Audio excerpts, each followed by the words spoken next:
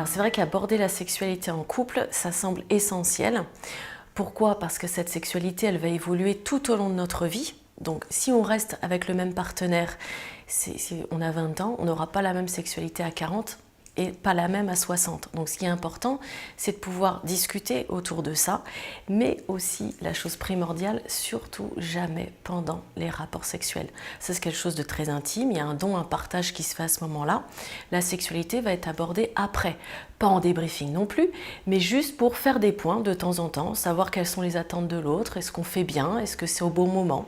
Il faut pouvoir l'aborder et vraiment, c'est très important tout au long de notre vie. Dans un couple, on partage aussi énormément de choses. Donc il faut que ce soit une parole assez libérée, non tabou.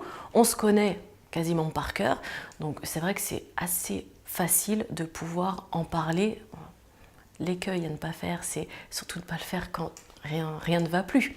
Il faut pouvoir aussi l'aborder pour dire, tiens, est-ce que tu n'aimerais pas, par exemple, qu'on fasse d'autres pratiques, ou que ce soit à un autre moment, ou dans un autre lieu.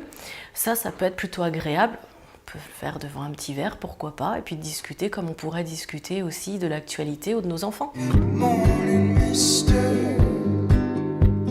C'est vrai que c'est compliqué parce qu'on voit les couples autour de nous et on se demande un petit peu qu'est-ce qui se passe, comment ils font pour parler de sexualité alors que nous on n'y arrive pas.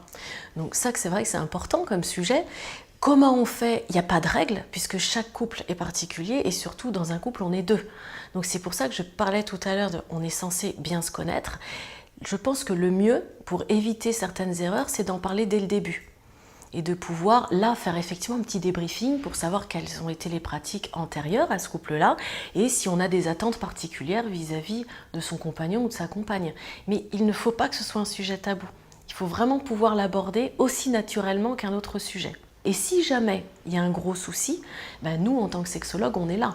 On n'est pas là que pour faire de la thérapie en sexologie, on est aussi là en information et en prévention. Si on peut retenir quelque chose, c'est qu'il faut en parler tout au long de sa vie, vraiment.